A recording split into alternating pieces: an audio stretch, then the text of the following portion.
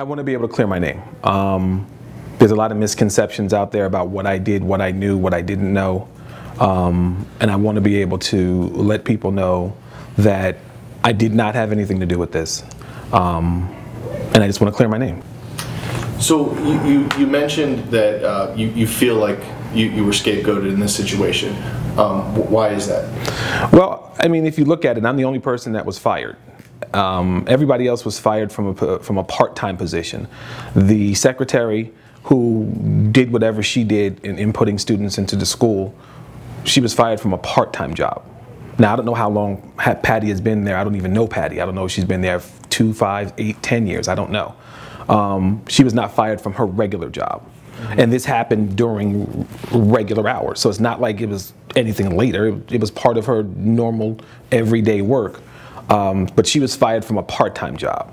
Juan was fired from a part-time job, but not even, and the misconception is that he was fired. He really wasn't fired, because basketball coaches, all coaches in the city of Paterson, they're fired at the end of the season. They get a letter telling them that they're, thank you for your season, blah, blah, blah. You have to reapply. They have to reapply every year for their job.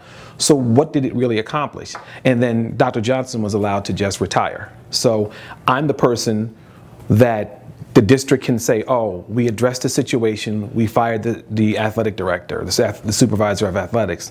I'd been there for a year and 6, 7 months maybe. So what did you really accomplish? You really didn't do anything. You fired a guy that you could fire. I was non-tenured. Doesn't cost you anything to get rid of me. Juan didn't lose his teaching job. Ray didn't lose his teaching job. Patty didn't lose her secretarial job. And Dr. Johnson was allowed to retire. She was going to retire at the end of this year or next year anyway. So what did you really accomplish? You fired a guy who'd been there for a year and some change. Did you feel like other people, and I know this might be an uncomfortable question, but we need to ask it. I mean, who else should have been punished, and who else should have been punished more severely? I mean, we've heard Moody's name come up many times, Johnson's name come up many times. Who else should have taken the fall? I don't know.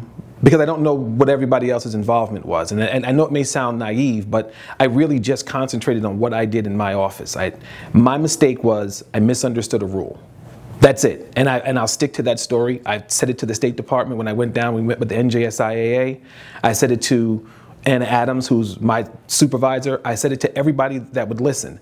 I made a mistake. I misunderstood a rule. Because I misunderstood a rule, I get fired.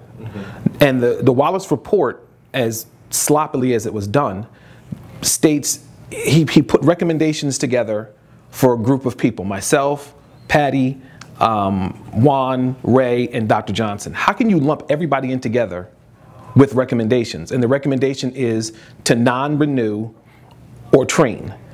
What I did, I misunderstood a rule and filed papers late. So because of that, I get fired.